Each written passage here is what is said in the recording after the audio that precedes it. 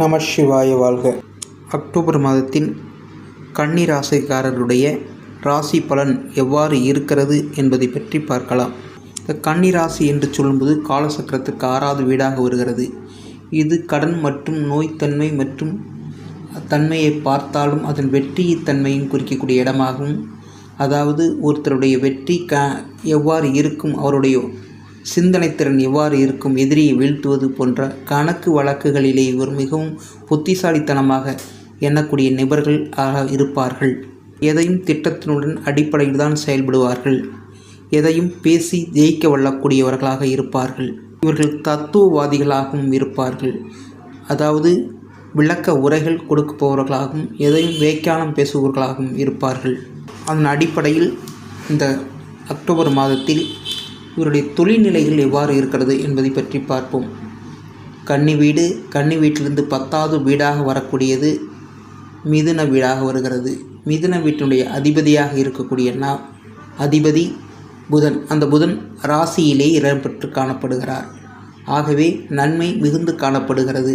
அந்த வீட்டிலே இருக்கக்கூடிய கிரகம் என்று பார்த்தால் குரு பகவான் மிகவும் அற்புதமான நிலையில் அமர பெற்றிருக்கிறார். இந்த வீட்டை எந்த கிரகம் பார்க்கிறதா என்ற பார்வையில் பார்க்கும்பொழுது எந்த விதமான கிரகங்களும் பார்வை இல்லை. சரி, இந்த 2 கிரகத்தின் வைத்து நாம் எவ்வாறு இருக்கிறது என்ற அடிப்படையில் பார்க்கும் பொழுது புதன் உச்சம் பெற்று காணப்படுவதனாலும் இவர் இந்த மாதத்தில் பொருளாதார அதாவது தொழில் வகையில் மேன்மை அடையக்கூடிய நிலை இருக்கிறது என்பது எடுத்து காட்டுகிறது. ஆர்டர் வரக்கூடிய நிலை மற்றும் தொழிலாளர்களுடைய ஒற்றுமை மற்றும் மூலப்பொருளுடைய விகிதாச்சாரத்தின் அடிப்படையில் சரிவிகிதமாக தொழிலுக்கு ஏற்ற வகையில் இருக்கிறது என்பதை எடுத்துக்காட்டுதல் அடிப்படையிலும் பல்வேறு சூழ்நிலைகளை எதிர்கொண்டு வெற்றி அடையக்கூடிய நிலையும் இந்த மாதத்தில் இருக்கிறது என்பதை எடுத்து காட்டுகிறது.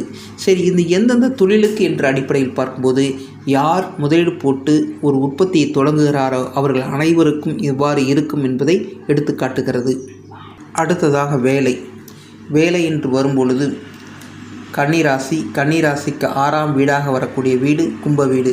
இந்த கும்ப வீட்டின் அதிபதியாக இருக்கக்கூடிய அதிபதி சனி பகவான் அந்த ராசிக்கு 7ஆம் இடத்திலே பாதகஸ்தானத்தில் இருக்கிறார். பாதகஸ்தானத்தில் இருக்கக்கூடிய கிரகம் என்ற அடிப்படையில் பார்க்கும் பொழுது பாதங்கள் அதிகமாக வருகிறதா என்று பார்த்தால் வரத்தான் செய்கிறது. ஏன், இங்கு ராசியாதிபதி பார்வை செலுத்துகிறார். பற்றாக்குறையாக விரையாதிபதியும் ராசியிலே இருந்து பார்வை செலுத்துகிறார். அதன் அடிப்படையில் பார்க்கும் பொழுது பாதகங்கள் அதிகமாக வரத்தான் செய்கிறது. காலசக்கரத்திலே 12ஆம் வீடாகவும் வருகிறது. கார்ப்பரேட் நிறுவனத்தில் வேலை செய்பவர்களும் மற்றும் அரசு சார்ந்த நிறுவனத்தில் வேலை செய்பவர்களும் எந்த நிலையில் இருந்தாலும் அவர்களுக்கு பாதகத்தை ஏற்படுத்துகிறது. சிறிய அளவிலோ அல்லது பெரிய அளவிலோ ஏற்படுத்தக்கூடிய அமைப்பு அதிகமாக இருக்கிறது. கவனமாக மேற்கொள்வது நன்று. 2ஆம் இடம் வாக்கு, தனம், குடும்பம் என்ற அடிப்படையில் வருகின்றோம்.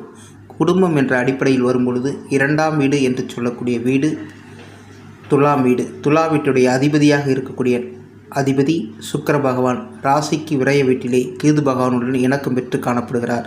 இந்த மாதத்தில் எவ்வாறு இருக்கக்கூடிய நிலை என்று பார்த்தால் ராசிக்கு விரயத்திலும் அதாவது 2ஆம் வீட்டிற்கு பாதகத்திலும் அமையப்படுவதால் இவர்களுக்கு வருமானம் இந்த மாதத்தில் சற்று குறைவாகவும், அதாவது கிடைக்கக்கூடிய வருமானம் நேரடியாக நல்ல விதத்திற்கு பயன்படாத நிலையிலும் ஏற்படக்கூடிய அமைப்பு இருக்கிறது.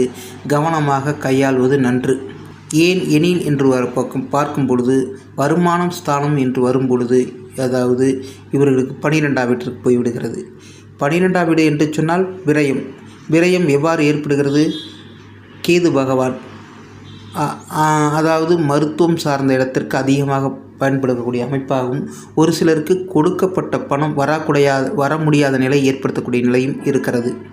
ஆகவே வருமானம் என்ற அடிப்படையில் இவர்களுக்கு இந்த மாதத்தில் பாதகத்தை ஏற்படுத்துகிறது. கவனம்.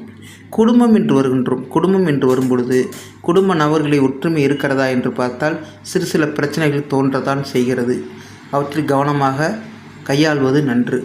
வாக்கு என்று வருகின்றோம். வாக்கு என்றால் கொடுக்கப்பட்ட சொல்லை காப்பாற்றக்கூடிய நிலை என்ற அடிப்படையில் பார்க்கப்பட்டால் வாக்கும் காப்பாற்ற முடியாத நிலை ஏற்படுகிறது. கவனமாக வாக்கை கொடுப்பது நன்று. 3ஆம் இடம் என்றால் முயற்சி. தலைவில்லாத முயற்சிக்கு வெற்றி கிடைக்கிறதா என்று பார்க்கின்றோம். ஏதாவது அந்த வீட்டின் அதிபதி என்று சொல்லக்கூடியவர் செவ்வாய் பகவான். அந்த வீட்டிற்கு விரய வீட்டிலே இருக்கிறார். அதாவது 3ஆம் வீட்டிலிருந்து பார்க்கும் பொழுது விரயஸ்தானத்திலே இருக்கிறார். ஆகவே நாமல் கவனமாக முயற்சியை மேற்கொள்வது நன்று. சரி, தளர்வு இல்லாத முயற்சியில் வெற்றி கிடைக்கத்தானே வேண்டும். முயற்சியின் அடிப்படையில் கிடைக்கக்கூடிய எந்த அளவுக்கு நாம் எஃபோர்ட் போட்டிருக்கோமோ அந்த அளவுக்கு பலன் கிடைக்கும் என்ற அடிப்படையில் பார்ப்போம். அப்படி இட்டாலும் அது விரயத்திற்குத்தான் செல்கிறது, பலன் இல்லாமல் பாதகமாகத்தான் போகிறது என்று எடுத்து காட்டுகிறது. ஆகவே அது தளர்வு இல்லாமல் மன அளவில் நாமல் சரியாகி கொள்ளப்பட வேண்டும் என்பதை எடுத்துக்கொள்ளப்பட வேண்டும். அடுத்ததாக 4ஆம் வீடு. 4ஆம் வீடு என்றால் என்ன? 4ஆம் வீடு என்பது தாயாருடைய நிலை, வித்தை மற்றும் வண்டி வாகன சேர்க்கை, சொத்து இவற்றின் அடிப்படையில் கிடைக்கக்கூடிய அமைப்பு. அதாவது வித்தை என்று சொல்லும்போது குரு பகவான் பார்க்கிறார். ஆகவே அவர்களுக்கு அவர் கலையின் அடிப்படையிலும் மற்றும் மேற்கொள்ளக்கூடிய தொழிலின் அடிப்படையில் லாபம் கிடைக்கிறது என்று பார்க்கப்படுகிறது. முதலீடு என்று வைக்கப்பட்டால் முதலீடு செலுத்துவதற்கு நல்ல காலமா என்று பார்த்தால் நல்ல காலமாகத்தான் இருக்கிறது. முதலீடு மேற்கொள்வது நன்று. அடுத்ததாக வண்டி வாகனங்கள் வாங்கி கொள்ளலாமா என்று சொன்னால் வாங்கி கொள்ளலாம்.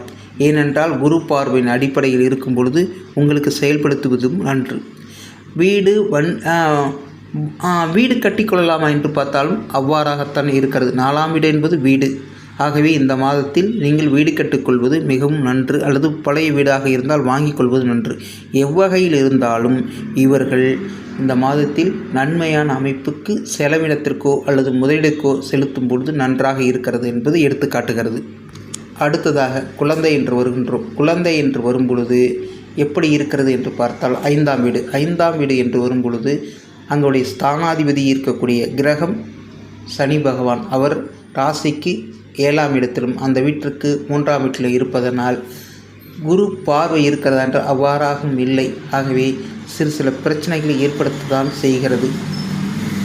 கவனமாக இருப்பது நன்று. ஏனென்றால் அந்த 5ஆம் வீட்டு அதிபதி பாதகத்திலே அமைந்துவிட்டது. குழந்தைகளுக்கு பாதகம் இருக்கக்கூடிய குழந்தைகளுக்கு பாதகம் ஏற்படும், நோய்த்தன்மை ஏற்படும், சில பிரச்சனைகள் ஏற்படும். ஆகவே கவனமாக கையாள்வது நன்று. ஒரு சிலருக்கு குழந்தை ஏற்படுமா, புதுமண தம்பதியர்கள் இருக்கிறார்கள், அவர் குழந்தை ஏற்படுமா என்று பார்வையில் பார்க்கும் பொழுது அவ்வாறாக ஏற்பட்டாலும் பாதகமாக ஏற்படக்கூடிய நிகழ்வு இருக்கிறது. ஆகவே கவனமாக செயல்படுவது நன்று. எப்படி கவனமாக செயல்படுவது?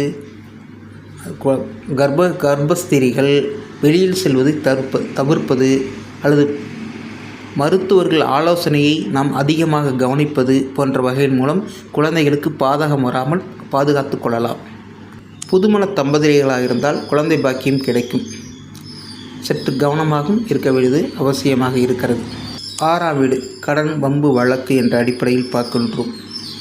6ஆம் வீட்டிலே 6ஆம் வீடு என்பது ராகு பகவான் இருக்கிறார். அந்த வீட்டின் அதிபதி சனி பகவான் பாதகத்தில் இருக்கிறார். கடனை ஏற்படுத்தத்தான் செய்கிறது. பல்வேறு வகையில் ஏற்படும் நோய் ஸ்தானத்தின் அடிப்படையிலும் ஒரு பொருள் வாங்குவதற்கு அடிப்படையிலும் மற்றும் எவ்வகையில் ஏற்படக்கூடிய அமைப்பு திடீர் வகையில் ஏற்படக்கூடிய கடனாக பார்க்கப்படுகிறது. ஆகவே கவனமாக இருந்து அவற்றை செயல்படுத்திக் கொள்வது நன்று. கடன் வாங்கும் பொழுது கவனமாக கையாள்வது நன்று. எவ்வாறு? நாம் கடன் வாங்குகின்றோம், குறைந்த வட்டி மற்றும் தேவையான அளவு மற்றும் தேவையானதற்கு பயன்படுத்துதல் போன்ற திட்டங்களை மேற்கொண்டு கடன் வாங்கும்போது அவற்றிலிருந்து வெளிவரக்கூடிய வாய்ப்பு அதிகமாக இருக்கிறது. ஆகவே கவனமாக கடன் வாங்குவது நன்று. நோய் தன்மையின் அடிப்படையில் பார்க்கின்றோம். ராகு பகவான் இருக்கிறார். அங்கு ராகு பகவான் அடிப்படையில் நாம் சில பிரச்சனைகள் வரத்தான் செய்கிறது. குரு பார்வையின் அடிப்படையில் இருப்பதனால் பிரச்சனை வந்தாலும் சரியாகிவிடும் என்ற அடிப்படையில் பார்க்கப்படுகிறது. சரி, வழக்கு என்ற அடிப்படையில் வருகின்றோம். பழைய வழக்குகள் இருந்தாலும் தொடரக்கூடிய நிலை ஏற்படுகிறது மற்றும் புதிய வழக்குகளை ஒரு சில பேர்களுக்கு வரக்கூடிய அமைப்பாகவும் இருக்கிறது. ஆகவே கவனமாக கையாள்வது நன்று. 7ஆம் இடம் களத்திரஸ்தானம். களத்திரஸ்தானம் என்றால் என்ன? ஆணாக இருந்தால் பெண், பெண்ணாக இருந்தால் ஆண் என்ற அடிப்படையில் திருமணத்தை செய்யக்கூடிய பாவமாக வருகிறது. திருமணம் என்றால் திருமணத்திற்கு ஏற்படக்கூடிய காலம் மற்றும் அமையக்கூடிய அமைப்பு இவற்றின் அடிப்படையில் நாம் பார்க்கின்றோம். இப்போ 7ஆம் இடம் ஆணாக இருந்தால் ஆணுக்கும் பெண்ணிற்கும் எப்போது திருமணம் என்ற அடிப்படையில் இந்த மாதத்தில் திருமணம் கூடி வரக்கூடிய வாய்ப்பு அதிகமாக இருக்கிறது. ஏன்? இது குரு வீடாக இருக்கிறது. குரு 10ஆம் இடத்தில் இருக்கிறது. உங்களுக்கு இருக்கக்கூடிய அமைப்பின் அடிப்படையில் உங்களுக்கு திருமண பந்தங்களை ஏற்படுத்தப்பட வேண்டும் என்பது காலத்தின் கட்டாயத்தின் அடிப்படையில் உங்களுக்கு திருமண பந்தம் ஏற்படுகிறது. ஆகவே நன்மையான அமைப்பாகவே அங்கே இருக்கிறது. நண்பர்கள் மூலம் ஆதாயம் உண்டு என்பதை எடுத்து காட்டுகிறது. ஏன்? புதன் பகவான் நன்மைகரமாக இருப்பதனாலும் அந்த இடத்தை பார்ப்பதனாலும் நன்மை ஏற்படுகிறது. 8ஆம் இடம் அதிர்ஷ்டம் அதிகமாக நிரம்பி காணப்படுகிறது. காரணம், அந்த வீட்டை, அதாவது செவ்வாய் பகவான் மேச வீடாக 8ஆம் வீடு வருகிறது. 8ஆம் வீட்டை செவ்வாய் பகவான் பார்வை செலுத்துகிறார். 7ஆம் பார்வையாக. அவற்றின் அடிப்படையில் நன்மை ஏற்படுகிறது. 9ஆம் இடம் பூர்வ புண்ணிய ஸ்தானம் மற்றும் தலைமை பதவி. 9ஆம் இடம் பூர்வ புண்ணியஸ்தானம், தலைவர் பதவி, யாத்திரை, வழிபாடு என்ற அடிப்படையில் வருகின்றோம்.